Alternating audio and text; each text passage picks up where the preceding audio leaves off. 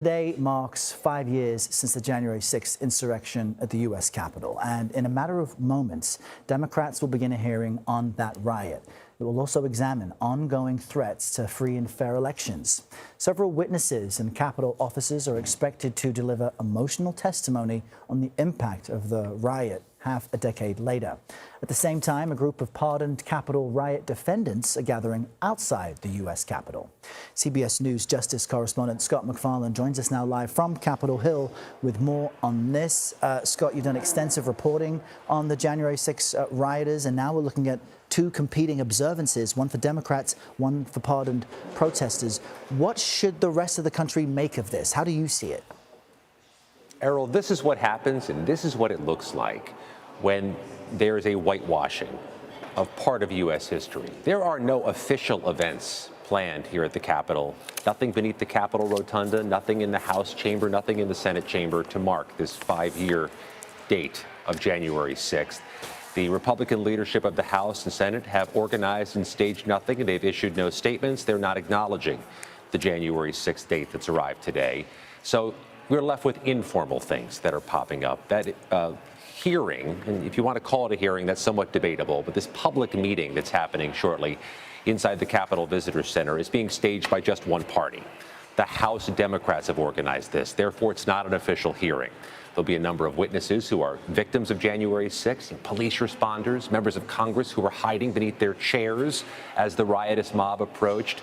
And they'll have some testimony, talk about the damage of January 6th and the ongoing threat to democracy. Then you have the convicted rioters, some of whom are retracing their steps from the White House ellipse to the Capitol West Front today, the same march they made 5 years ago today. They've insisted this will be a peaceful protest or a peaceful memorial for their fellow members of that January 6th mob. But them being here is provocative, and I suspect they know that, and they know they're going to get some attention for being here today. But that's what happens when there's nothing official. Informal things pop up, little sparks happen here or there, and there's an expectation all of this will remain relatively calm and quiet. But perhaps, according to one police officer who spoke with CBS News, it's not the best way to mark this day and honor the victims. And Scott, I was speaking with our political analyst, David Becker, last hour, who warned that this whitewashing of history, this rewriting of the facts, may work to change people's perceptions of what was witnessed that day. And I know that there is a push to preserve the facts of what happened on January 6th 5 years ago. Talk to us about how lawmakers are trying to make sure this historical event is not revised. Yeah, some of the Democrats here today say they're trying to fight for some terrain, to reclaim the facts that we all saw on television 5 years ago today. We witnessed a riot inside America's Capitol, a once-in-a-lifetime thing.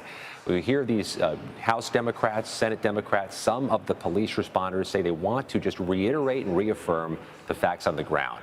More than 140 police officers were maimed that day. Several died by suicide in the days after January 6th.